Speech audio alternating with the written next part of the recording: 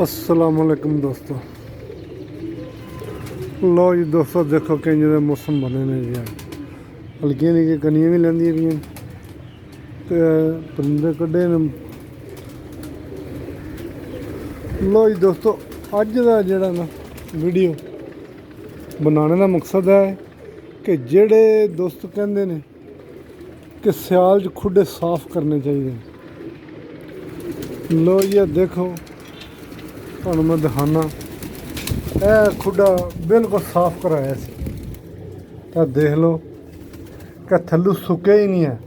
बल्कि दो दफ़ा एक बारी पहला उत्तू बारिश हुई तो पानी थोड़ा चोया सी तो मैनू साफ कराना पे तो साफ मैं कराया सी, लेकिन देख लो खुडे का हाल। दोबारा फिर कराया, थल्ले फर्श तो हुण तुहानूं पता है कि हर बंदे दे खुडे केज जेह्ड़े ने ये पक्के ही ने, फर्शां वाले ने, तो ये बिठ सुकदी नहीं है थल्लों।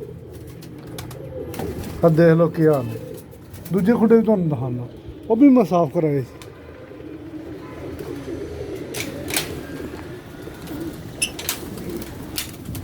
आ देखो, चलो उधर तो पानी चोया सी, देखो है खुडे अभी मैं साफ, बंदा बुलाया था अभी मैं साफ करा हट। देख लो खुडे सुक ही नहीं रहे है, को मौसम भी इंज दे।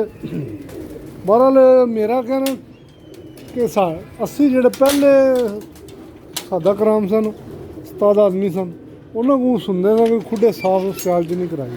आ देखो तुहानूं दिखा रहे हैं खुडे का हाल। आ देखो, आ देखो खुडे सुक ही नहीं रहे। मेरा कहना है कि जेह्ड़ा जदों मौसम खुल्ले ना फिर खुडे साफ कराने चाहिए। खुडे साफ नहीं कराने चाहिए क्योंकि थल्ले जेह्ड़ियां बिट्ठां होंदियां ना खुश्क होंदियां ने, साफ नहीं ना कराईदा तो तैह् लग जाती है। इंज जेह्ड़ा इंज बिट्ठां होंदियां ने थल्ले खुश्क होंदियां ने, जूं तू कबूतर बिठ करदा ना वो खुश्क होंदी जांदी है नाल नाल।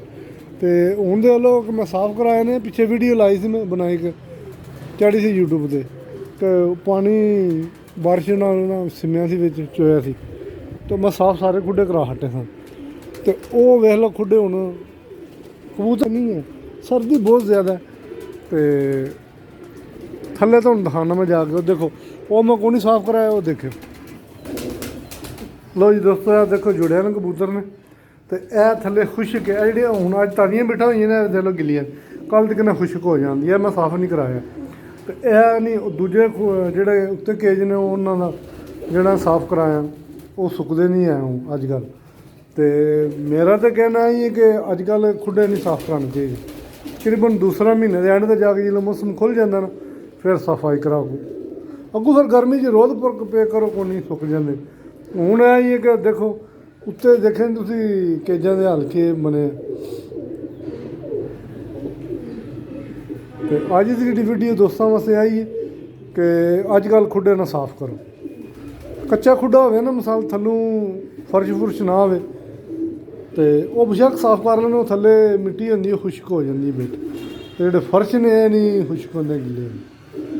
तो ओके जी।